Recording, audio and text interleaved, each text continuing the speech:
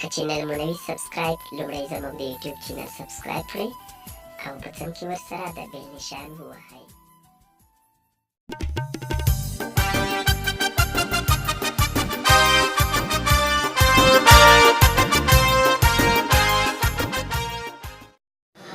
سلامونه مې ومنئ خپل وطن ګل وطن چینل ته ښه راغلاست. زه بیخ الله ایماني یم چې ستاسو په چوپړ کې له یوې نوې او ښکلې ویډیو سره راغلی یم. یو څو کسانو راته په واتساپ باندې میسیجونه پرېښي وو. هغوی ویل چې زموږ موبایلونه یا فلش نه اخلي او یا یې کمپیوټر نه اخلي چې موږ خپل موبایل ته له کمپیوټر څخه ډیټا ورولېږو یا سندرې یا نعتونه او یا بل څه. نو مطلب ستونزه دا ده چې نه کیبل کنیکټ کوي او نه فلش اخلي. نو د دوی په ځواب کې به دومره ووایم چې د دې لپاره تاسو خپل موبایل سیټینګ ته ولاړ شئ. سیټینګ کې به درته طریقه وښیم او که چېرته سیټینګ باندې نه پوهېږئ نو بیا به درته یو کوډ وښیم انشاءالله چې ستاسو مشکل به رفع شي. نو تاسو د دې طریقې د فعالولو لپاره به تاسو داسې وکړئ چې لاړ به شئ سیټینګ ته. سیټینګ ته چې کله ولاړئ دلته به تاسو اباوټ فون باندې کلیک وکړئ.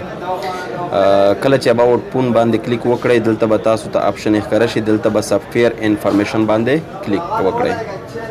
کله مې سافټویر انفارمیشن کلیک کړ نو دلته موږ ته لیکلي بیولډ نمبر به شپږ اووه وارې زر کلیک کړئ. دا د ما کلیک کړو آن شو، لاندې ماته ولیکل آن. نو کله چې آن شو اوس به تاسو له دې څخه خارج شئ او دلته به ماته ډیولپر آپشن ښکاره شي. ډیولپر آپشن لاندنۍ برخه کې آپشن دی، نو دې باندې کلیک کوم او دلته ښکته ځم. دلته یې ماته لیکلي یوز بي ډیباګینګ، نو یوز بي ډیباګینګ به آن کړم. دلته به اوکې ووهم، آن شو. نو که چیرې دا طریقه تاسو ته سخته وي لاړ به شئ فون ته. فون باندې به کلیک وکړئ او دلته به سټار خیش 0808 او خیش باندې کلیک وکړئ. دلته به ستاسو چکمار یا ام ټي پي باندې لګېدلی وي او یا به پاس سی پي باندې لګېدلی وي.